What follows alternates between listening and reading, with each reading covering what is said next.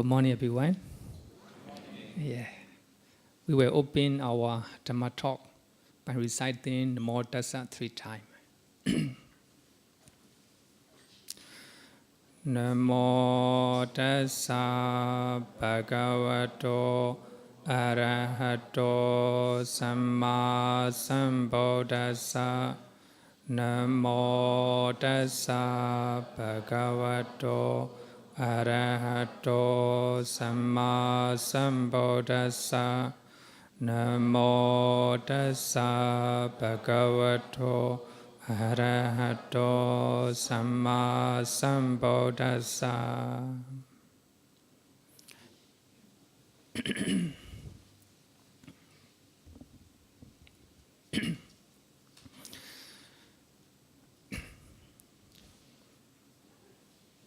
So we have online, we have a the Life of the Buddha documentary by BBC, The Life of the Buddha. If you Google The Life of the Buddha, BBC documentary, you will find it. It is about 2-hour documentaries. It's talk about the life of the Buddha. Most of the part, the scholar, they talk about, they explain where the Buddha was born, who are the family members, and how the Buddha renowned the palace and family, and how the Buddha attained enlightenment, etc. Right? Until he attained Nibbana, he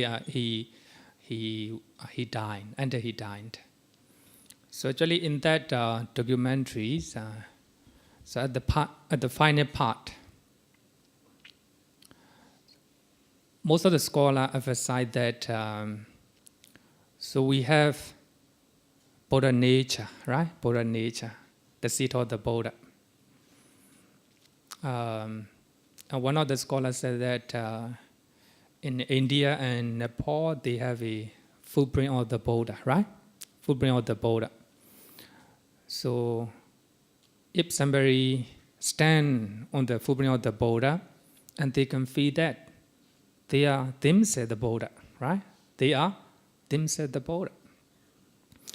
But of course, actually I'm from Theravada tradition. In Theravada, we do not use the word we do not use the word Buddha nature. In Pali, Buddha bija, right? The Mahayana, they always use Buddha bija. The seat of the Buddha, right? So actually, today our topic is how to live like an Arahant. So here I want to emphasize that the Arahant and the Buddha are the same. So we can even today we can say that how to live like a Buddha, or how to live like an Arahant, right? They're the same. I think that for those who haven't heard of that statement, you may be surprised to hear that the Buddha is Arahant, right? So actually, we have a 9 quality of the Buddha. What is the first quality? What is the first quality of the Buddha among the 9 qualities? Which was the first one? Arahant, right? The Buddha is Arahant, right? But actually here, Theravada and Mahayana, actually Theravada also, they make so much difference between Arahant and the Buddha, right? So in this way, the Buddha and Arahant became different, right? Of course, Mahayana also, they make the same thing. So here, if we look at 9 qualities of the Buddha, so the first quality of the Buddha is Arahant, right? So that means we can say that the Buddha is an Arahant, right? So in Vinaya Pitaka, said that after teaching the first sermon, Dhammacakka Buddhana Sutta, so Konenya A group of 5 monks became Sotapanna, right? Then one after another, they became Sotapanna. Then the Buddha teach another Lakkhana Sutta, right? The teachings of non-self. Then after hearing that sermon, all the 5 monks became Arahant, right? So Vinaya Pitaka record that there are 6 Arahants in the world. There are 6 Arahants in the world. So that means the Buddha is Arahant, right? So here I think very important that we can give to title of the Dhamma, living like an Arahant and living like the Buddha, right? The same. So actually in the Buddha always emphasized that there is one taste in Buddhism. There is one taste in Buddhism. That is liberation, the taste of liberation, or the taste of enlightenment, right? The taste of enlightenment. So as far as enlightenment is concerned, there is no difference between ordinary disciples and the Buddha, right? There is no difference between ordinary disciple and the Buddha. The Buddha realized 4 noble truths. So in that way he attained enlightenment. The ordinary people, whoever, whether you are women or man, it doesn't matter. Whether you are rich or poor. So if you attain enlightenment, regarding with enlightenment, they are the same, right? But of course, between the Buddha and Arahant, normal ordinary person, so there is a big difference regarding with the qualities, right? So the Buddha has more quality than normal Arahant. So that is different. So I think the reason why I highlight this one is the Buddha is Arahant. We can say that we are today Dhamma talk is living like Arahant or living like the Buddha, right? So in that the same documentary, so one of the scholars said that we can find any moment where the Buddha fall. We can find any moment where the Buddha fall, right? It is quite right, right? It is quite right. So the Buddha became the Buddha by realizing 4 noble truths, right? If you practice, if you realize 4 noble truths, so that means you will become the Buddha, right? So what Mahayana say is correct. Here, what I want to say is, becoming Arahant, becoming the Buddha, no different, right? No different. But of course, our Buddha is founder of our religions, Buddhism, and he has more qualities, right? More qualities. So today, my Dhamma talk is living like an Arahant, right? Living like an Arahant. Before we talk about our Dhamma talk, I want to give a definition of Arahant, right? Normally, the commentary mention different type of definition, many definitions about what is Arahant, right? But I think if we summarize, we have 2 definitions, right? 2 definitions. So one is Arahant is Arahant remove all the defilement, and Arahant stay away from all defilements. So that is one of the definition. Stay away from defilements. So that means Arahant does not have any defilements, any negative mental states, right? So that is the first definition. So I think based on this definition, I will explain how to live like an Arahant, right? Another one is, as you all know that this is a very popular definition. So Arahant is worthy of the best offering, right? And also the Arahant is worthy of to be honored, right? To be honored. not only by the human beings, but also the deva as well, right? This is a second definition. So if we summarize definition of Arahant, two types, right? Two definitions. The first one is Arahant remove all the defilements and he stay away all defilements. Negative mental state, right? Someone who became Arahant, he doesn't have any negative mental state in his mind, right? Very pure. So that is the first definition. Based on that, I will explain how to live like an Arahant, right? And then I will talk about 45 minutes, then afterward, Q&A, right? Because the last time I opened Q&A during my talk and the talk became very, very long. So I don't want to make that happen again. Maybe I will talk 45 minutes, then afterward you can ask any question, right? Any question. So here, one time, Visakha visit monasteries. You know Visakha? Visakha is a great disciples of female disciples of the Buddha at the time of the Buddha, and she visit monasteries, the full moon day, right? Full moon day, and the Buddha told Visakha. The Buddha gives suggestion. Visakha, so Arahant, as long as they live, Arahant refrain from killing. Arahant refrain from stealing. Arahant refrain from engaging in any type of sexual activities like this.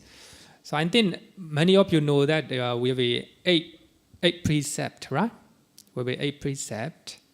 Normally, ordinary Buddhists, they observe 5 precepts.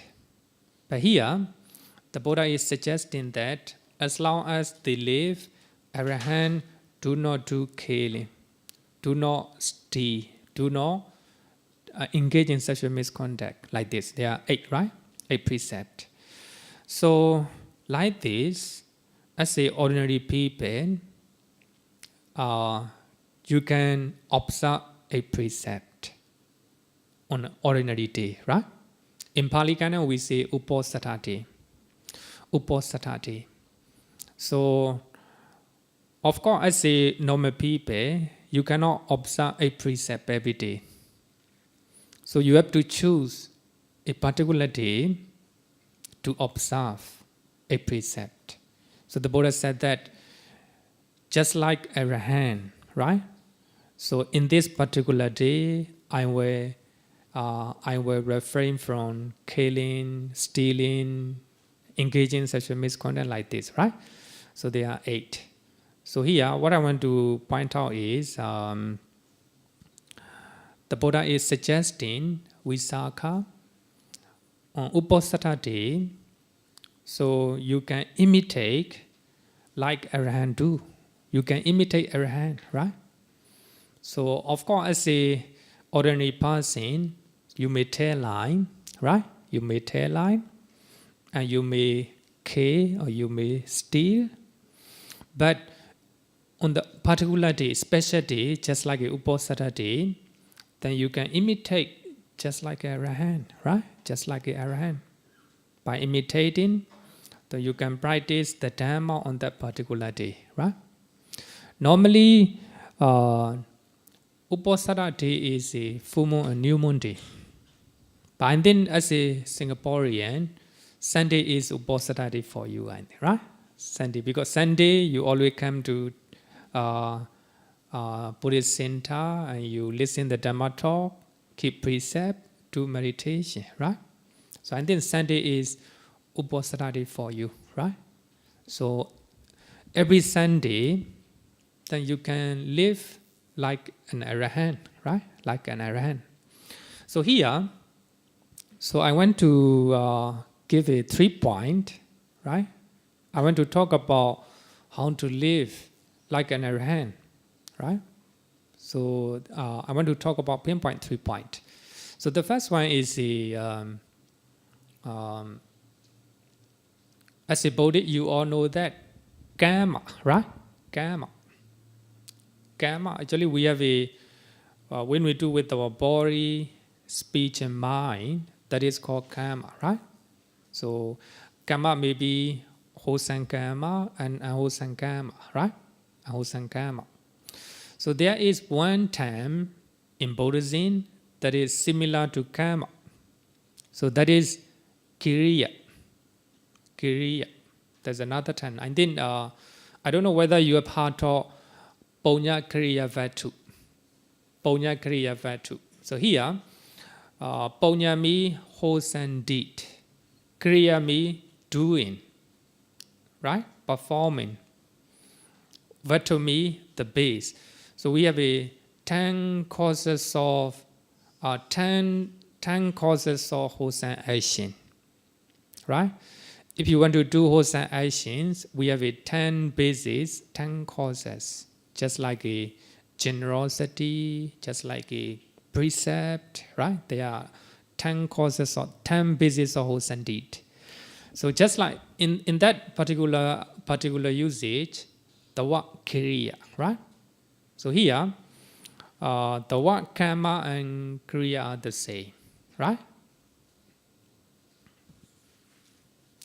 So in the Suttas, in the Sutta Pitaka, the word kamma and kriya are the same. But in Abhidhamma use the word kriya as a technical term. So I think that is very important.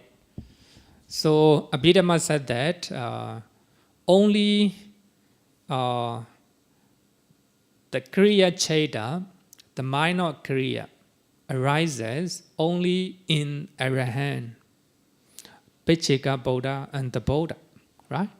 Pacceka Buddha and the Buddha. So here the point, Abhidhamma make a very beautiful statement that kriya cheda arises only in Arahant. Not ordinary people, right? Not ordinary people. Not even the Sotapanna, Sakadagami, and Nagami. It arises only in Arahant. So actually, what the Abhidhamma says is very beautiful, very beautiful. So here, the word kamma, so ordinary people just like us, and Sotapanna, Sakadagami, and Nagami. So if they are doing wholesome deed or unwholesome deed, we call it kamma, right? If you are doing wholesome deed or unwholesome deed, that's called kamma, right? So kamma has 2 types, unwholesome kamma and wholesome kamma, good kamma and bad kamma, right? But regarding with the kriya, actually the meaning is the same, action, right? Kriya also action, kamma also action. So, but Abhidhamma said that kriya cheda arises only in Arahant, right? Only in Arahant, not in ordinary people, right? So that is very important.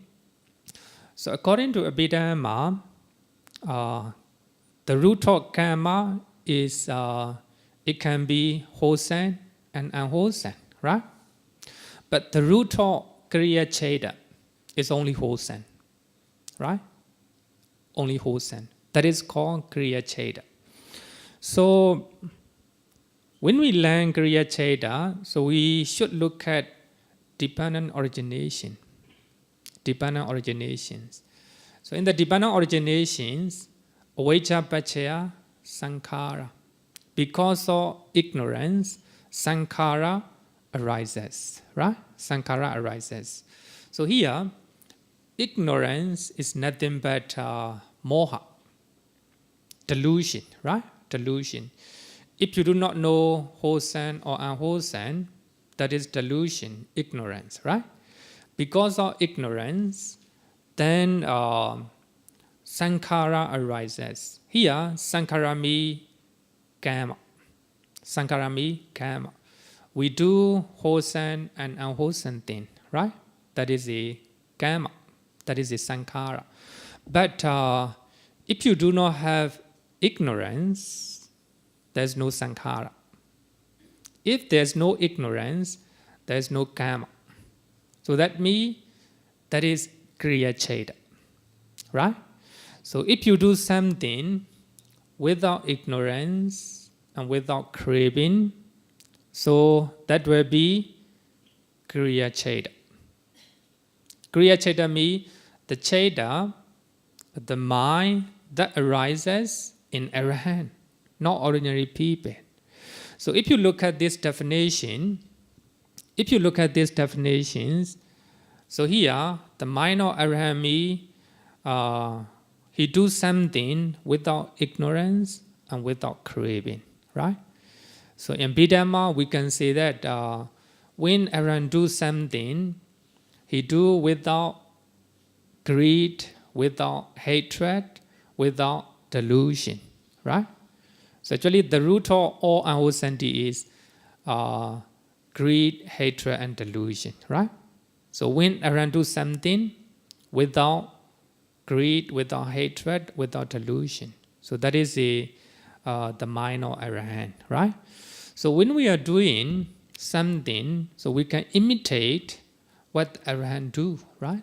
Suppose when we are performing dana, so when we are performing giving, right?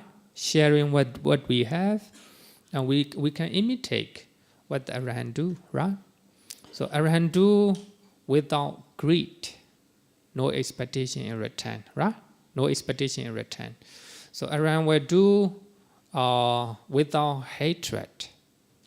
So sometimes we left other people, right? We left other people. So that is, it can be, we left other people, it can be compassion, right? Loving kindness. So sometimes we left other people with the expectation, right? So here, expectation is greed. Expectation is greed. So if we are helping other people, so we can imitate what the Arahant do. So Arahant help other people without expectation in return, right? Without hatred. Suppose you are helping a person, right? So if you imitate like an Arahant, then you can help them without any expectation in return. And even though that person is behaving the way you don't like, you don't. If you imitate like an Arahant, you will still help them. The reason is you don't have any anger, right? Any hatred toward those person. Normally, if we are helping other people, so if they are behaving the way you don't like, and you hate them, you stop helping them, right? Helping them. So that is the way we ordinarily do, right? Let's say if we want to imitate Arahant, then there is no point to stop helping them, right? So that is just help them, even though they are behaving the way you don't like, right? So that is the way Arahant do. The way Arahant do. So actually, so this particular cheda, kriya cheda, is very important. So normally, when we are doing something, followed by greed, hatred, and delusion, right? So not to have those negative mental state, so we have to be very mindful. The first one is very mindful, and second one is sampajano. In Pali we call it sampajano. You know what is it very clearly, right? Very clearly. So that is 2 points. That is 2 points. So I think if we imitate, if we want to stay like an Arahant, the first one is whatever we do, we have to do without greed and without hatred and without delusion. So that is the first way to imitate Arahant, right? To imitate Arahant. Then second point is in the Mangala Sutta, the Buddha said that Nibbana Sachikriyasa Itam Mangala Maudama. To realize Nibbana is the blessing, one of the blessings, right? So to realize Nibbana is a type of blessing. Then the Buddha said that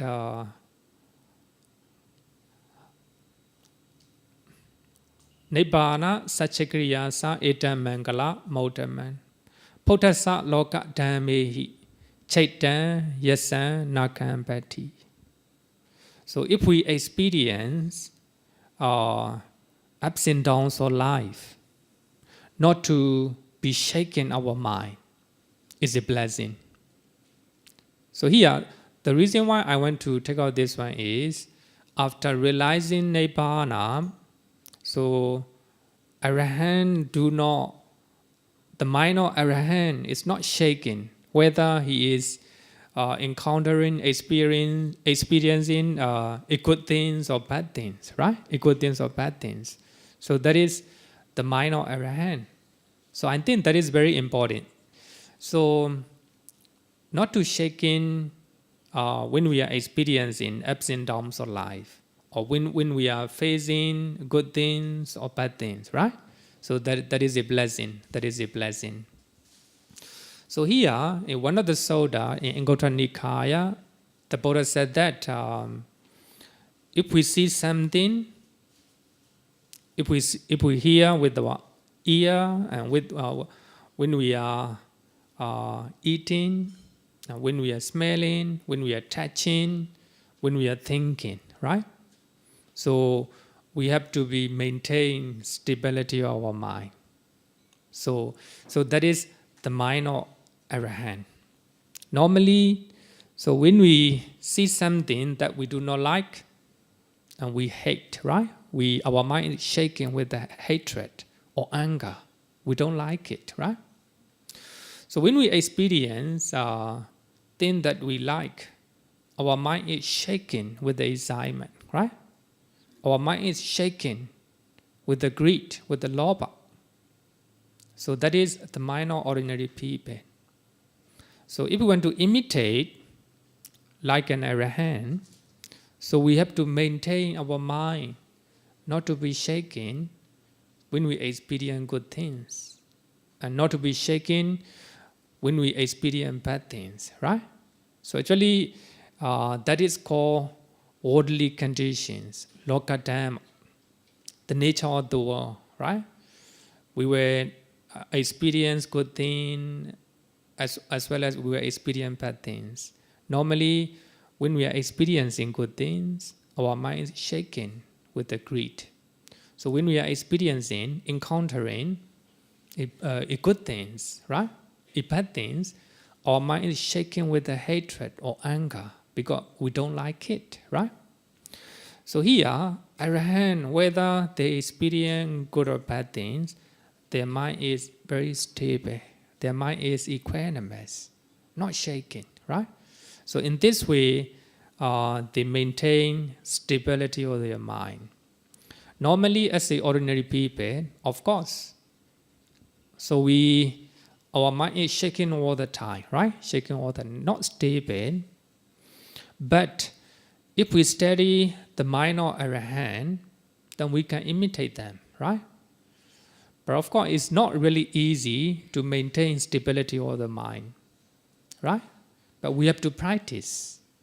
When we see something that we don't like, then we have to maintain with the mindfulness and wisdom. So these are two ingredients, right? Mindfulness and wisdom. So if you are mindful, if you know it, here wisdom means sambhajana. You know it very clearly, right? If you experience bad things, so here bad thing means sometimes you will experience blame, right? You will be blamed. Sometimes you will be lonely, right?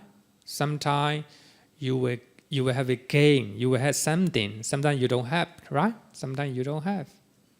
And sometimes you will be a bad feeling, right? Unpleasant feeling. So these are the bad things. So when you experience those negative part of our life, you try to maintain your mind with the mindfulness and clarity of the mind.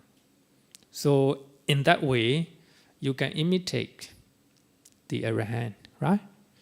Of course, it's as a ordinary people, not really easy, but so if you can maintain stability of the mind, if your mind is very clear at the time, even though you have a lot of difficulties, even though you are blamed, right?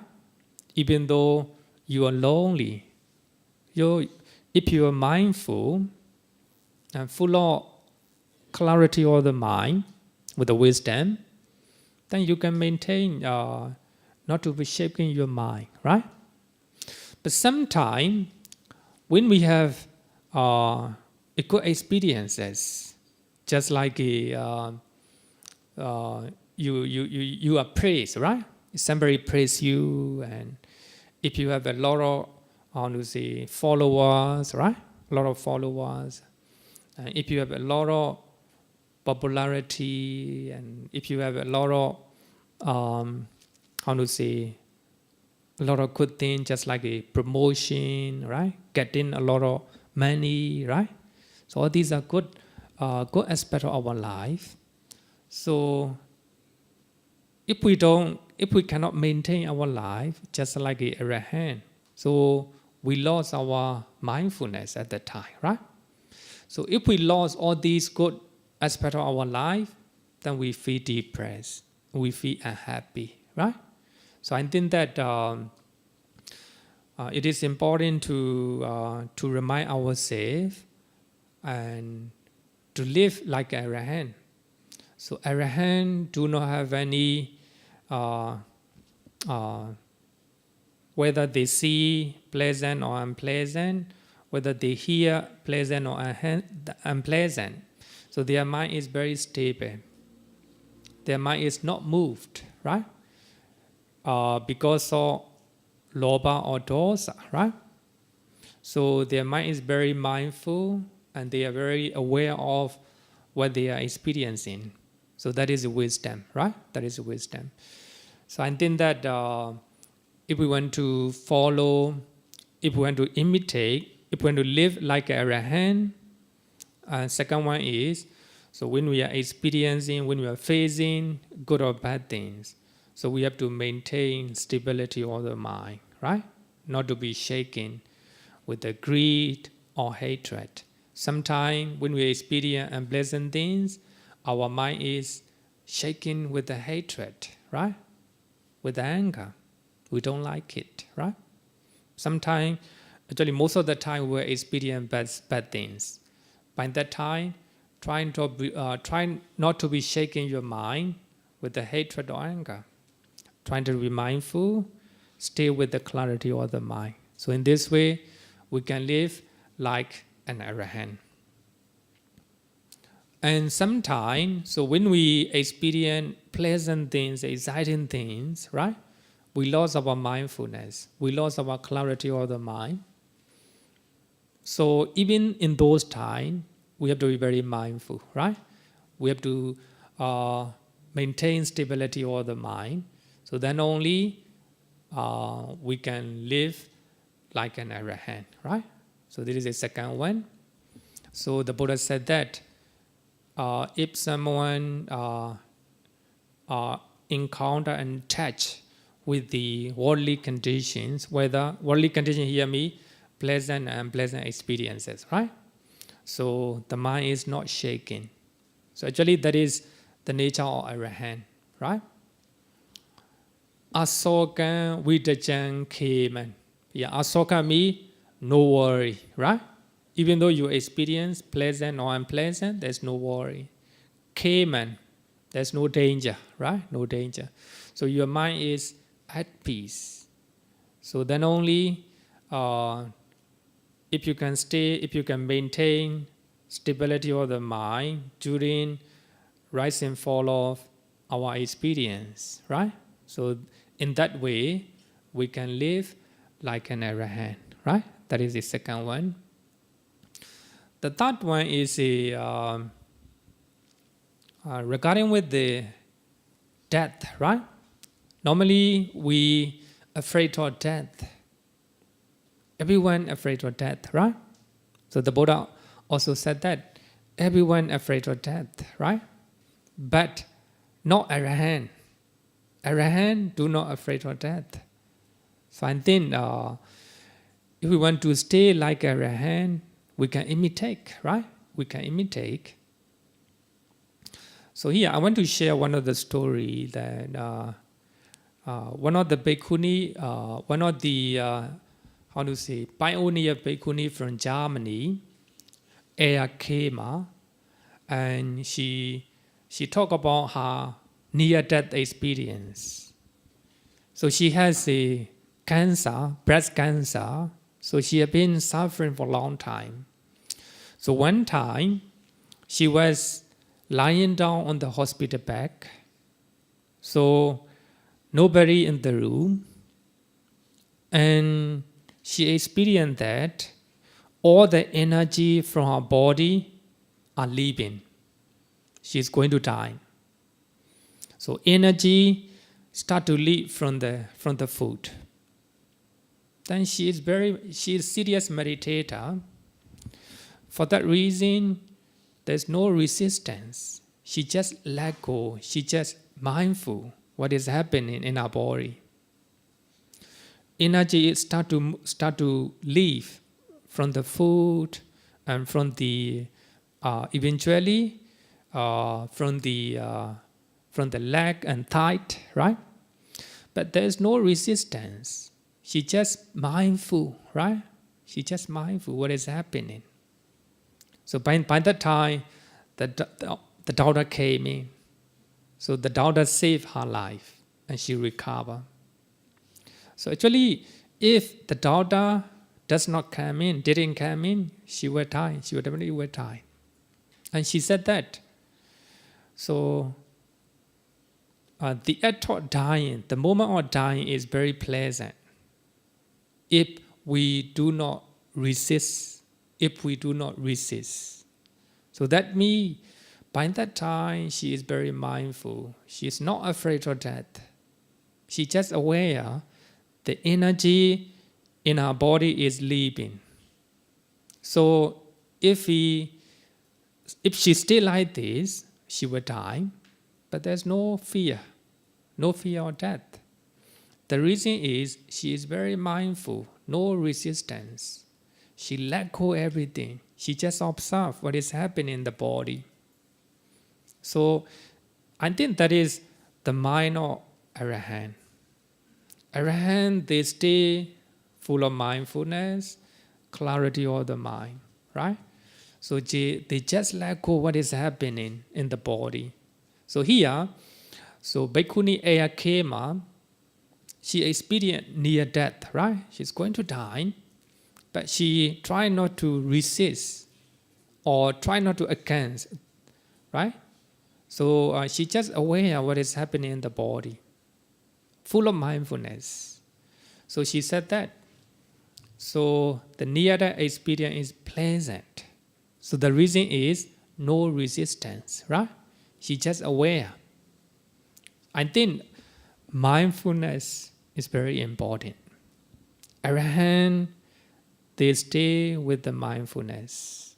So if we are mindful, we will not be afraid of death, right? So actually, the energy from our body will leave themselves, right? If we are mindful, there's no place for fear or death. I think that is very important.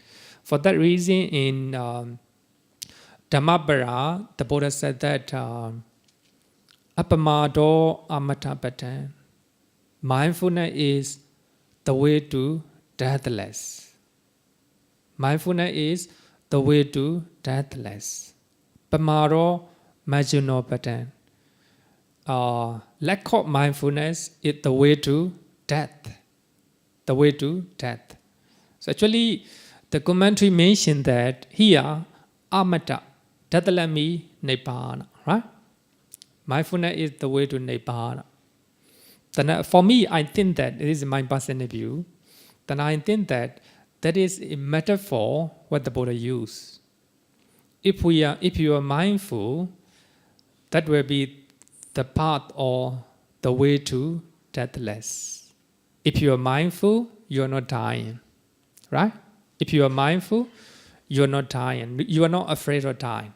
You are not afraid of death, right? But if you don't have mindfulness, you are dying all the time. You are dying all the time, right? Dhammapara, verse number 21 is very meaningful. So because of that teaching, King Ashoka converted to Buddhism. Because of hearing that teaching, so the verse from Dhammapara, King Ashoka, he became Buddhist. So very, very famous verse. So Appamado Amatapatan. Mindfulness is the way to deathless. Pamado Majanoparan. Lack of mindfulness is the way to death, right? If we are not mindful, we will have a fear of death. Appamatana miyanti. Appamatana miyanti. For those who are not mindful, do not die. Who are not mindful, do not die. So that is a metaphor. So if you are mindful, you are not afraid of death, right? You are not afraid of death. Appamatana miyanti ye pamata yathamata. Those who are not mindful are just like the death, right? The death. Death passing, just like a death passing. So here, Arahant all the time, they are very mindful. They stay with the clarity of the mind, just like Bhikkhuni, right? Actually, Aya Bhikkhuni is not an Arahant, but she stays like Arahant. Even she is dying, even though life energy is moving from her body, she is very mindful, right? She stays mindfully. There's no resistance, right? Normally we try to grab, right?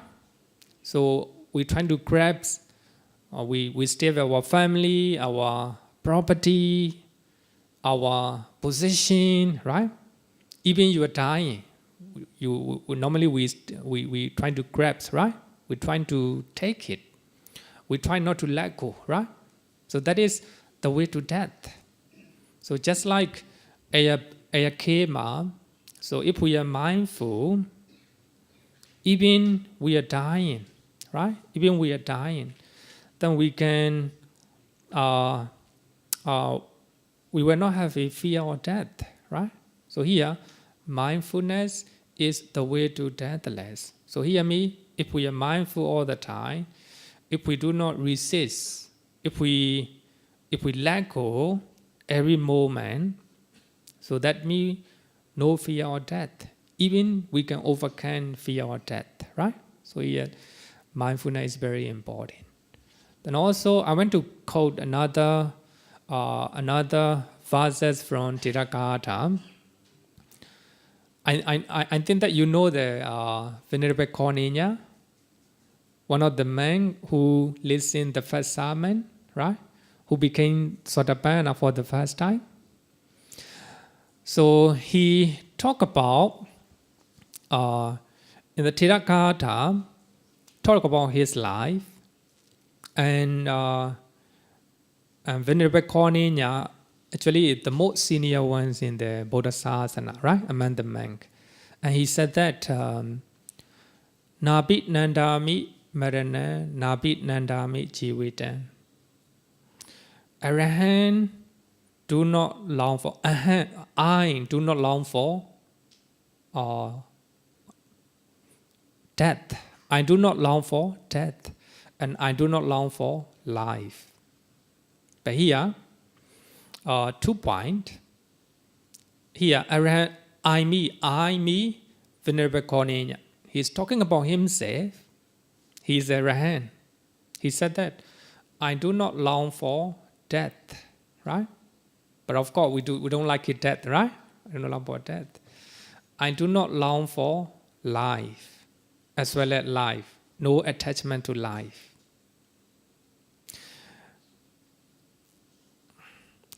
Patikankhami, kalincha patikankhami, right? He expect the time means the present moment. He expect the time, present moment. Samajano patesato. Here, patesato means with the mindfulness. And also, samajana means clarity of the mind or wisdom. So I expect the time. Here, I expect the present moment. That means, in other words, I stay in the present moment with the mindfulness and wisdom and clarity of the mind. That is the mind of Arahant. So Arahant, they do not have any fear or death. The reason is they are staying in the present moment. They do not long for death. They do not long for life. Some people, they long for death, right? They want to die. So that is another type of attachment, right? Another type of attachment. Some people, many people, they long for life, right? They have a lot of craving, a lot of expectations in life, right? But Arahant, as the Arahant, just stay in the present moment, right? Don't think about past, don't think about future, just stay in the present moment. Mindfully with the clarity of the mind. So that is the mind of Arahant. So if they stay like this, there's no fear of death, right? There's no fear of losing anything, right? So that is the nature of Arahant, staying in the present moment. So I think it is very important as a Buddhist.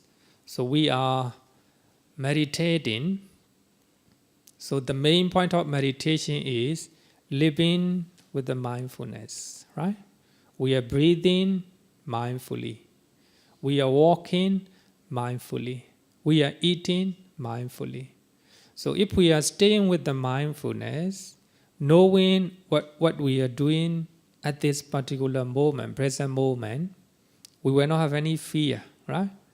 Fear of death, fear of losing anything whatsoever, right? So I think that is very important. That is the way Arahant live. So as a ordinary people, we can imitate Arahant in their respect, right? Staying in the present moment, mindfully with the clarity of the mind. Suppose when you are walking in a company, you just do your walk, right? Just stay to present moment, right? It doesn't mean you don't need to think about future. You don't need to think about past. It doesn't mean that, right? You can think about the past mindfully, without any greed or hatred, right? You can think about your future mindfully with the clarity of the mind. Normally, when we are thinking about our past, we are angry. Sometimes we are greedy, right? We are thinking the past, not mindfully. So when we are thinking about the future, we have a lot of worry, right?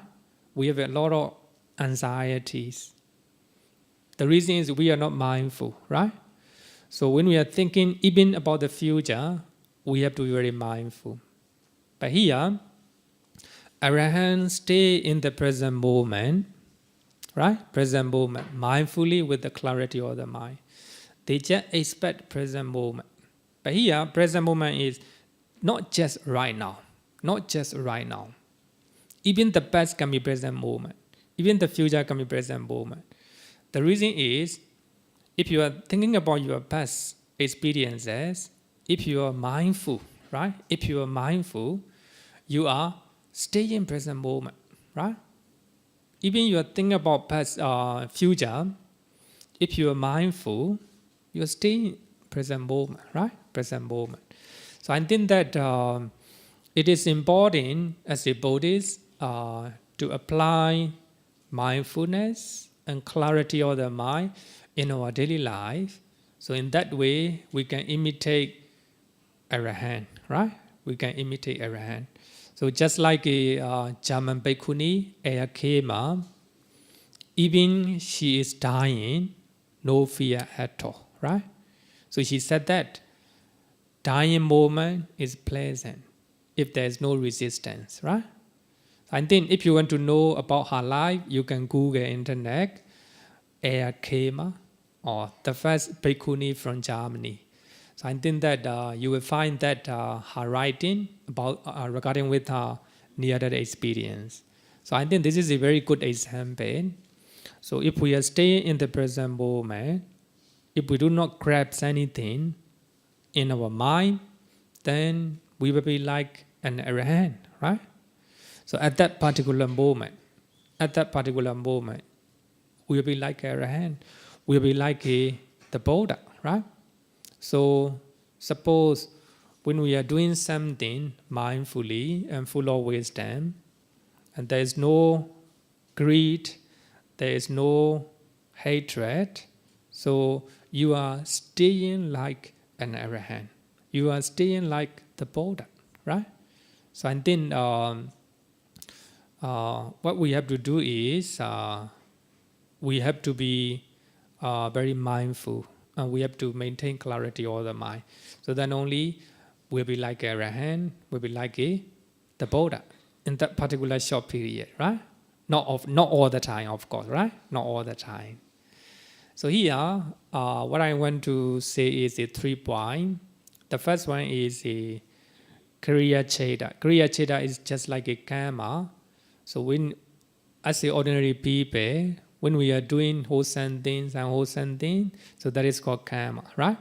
Because we do something, those things, with the greed and hatred and delusion, right? But Arahant, they do many things, many good things, right?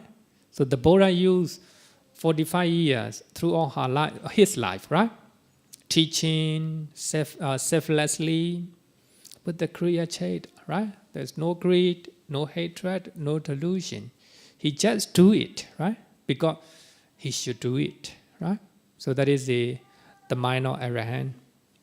And second one is, so when we are experiencing pleasant or unpleasant things, we try to maintain clarity of the mind, stability of the mind, right? So that is the mind of Arahant. And lastly, so try to overcome even fear of death, right? Even fear of death. So if you are mindful, if you are staying in the present moment, even you are dying, there is no fear of death, right? So that is very important to apply mindfulness in our life. So if we are mindful all the time in the present moment, we will be like Arahant, right? We'll be like Arahant. So I think only 3 points. Is there any question you want to know about this topic? Thank you, Bhante, for the sharing. Very inspiring and uplifting. And I'm sure that people here are inspired. At least one Sunday, come here, you can live like Arahant. Okay. So anyone you got any questions to ask Bhante?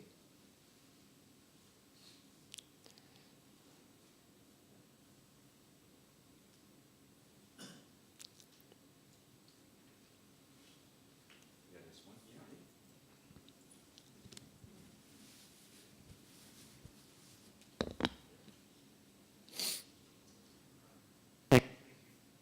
Thank you for that lesson. That was wonderful. I just have a question. If we're not attached to hating or a feeling, when we see someone doing something cruel, doing something bad,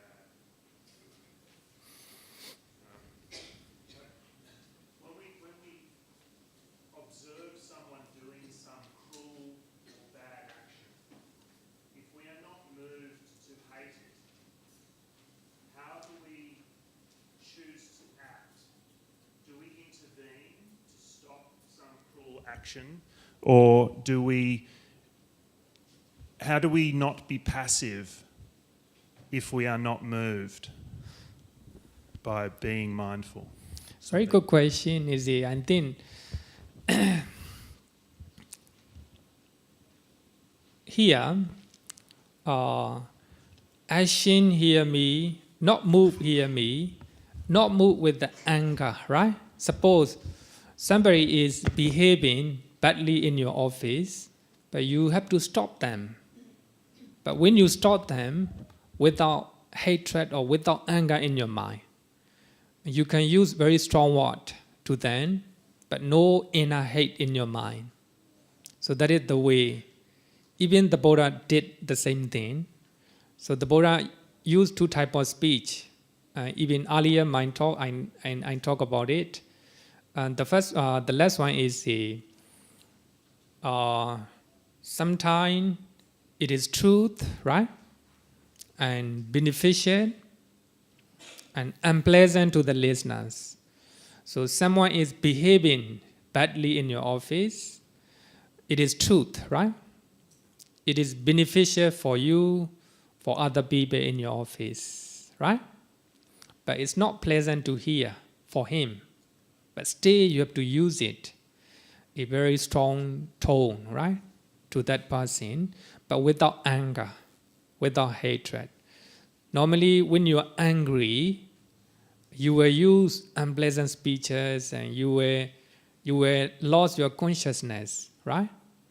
So that means not passive. We here kriya cheta means the action of Arahant, action of the Buddha.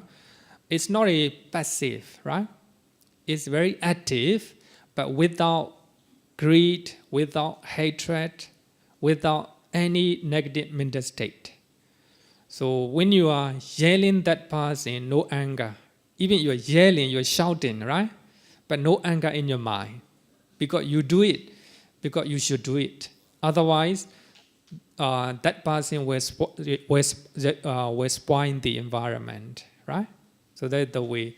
Without hatred, without any negative mental state, right? Okay. Any more questions from the floor?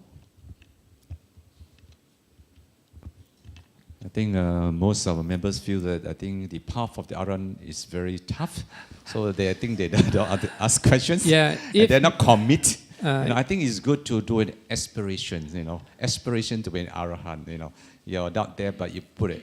Aspiration. Yeah, actually, we still have another 50 minutes. I want to clarify some of the point, right? So I think it's good. The question is very good. Normally, what we think is the mind of Arahant and the mind of the Buddha is passive, right?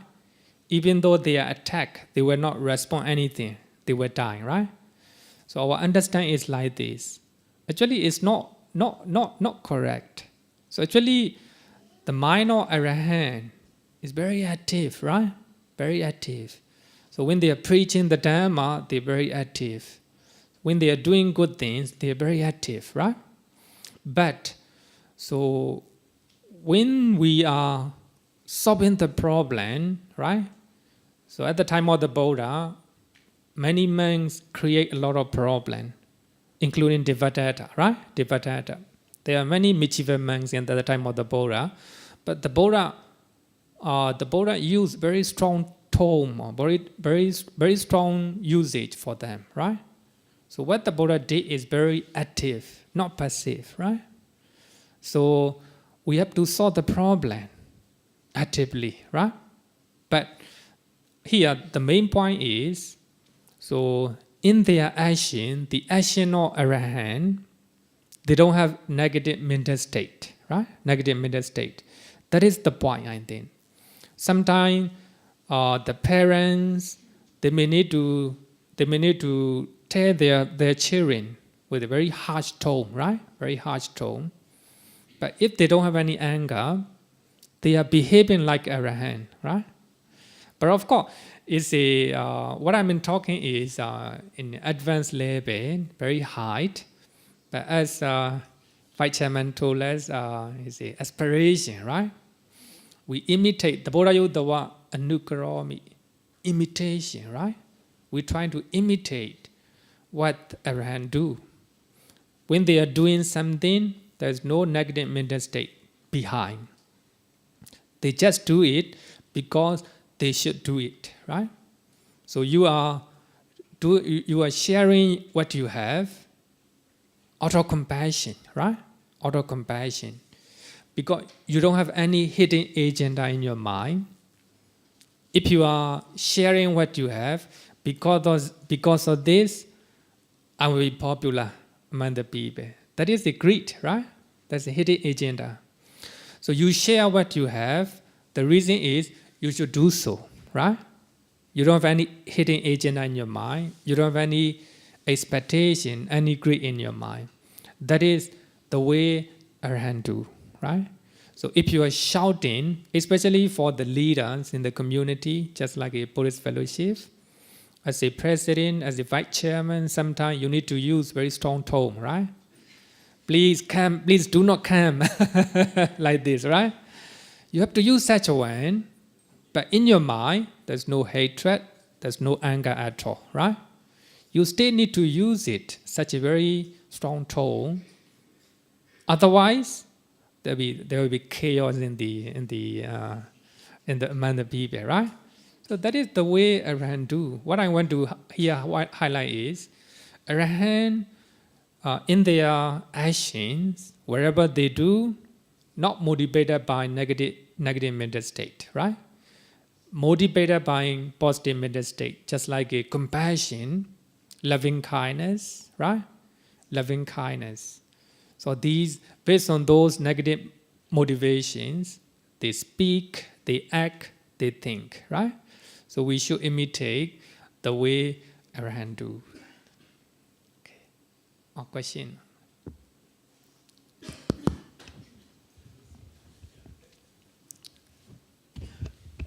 Bhante, okay, I'm going to say something. It could well be a sweeping statement. My feel is that Buddhist people tend to keep quiet even in the face of, say, social injustice or something like that. Yeah.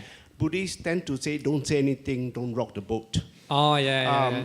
First of all, I'm not sure whether that's a fair statement, but I sense that's what it is. Having been from another faith, where usually we kind of confront it, which is not necessarily wrong or right, but Buddhists tend to take a very, very passive view, and I feel that sometimes that is not too good. What is your view on this?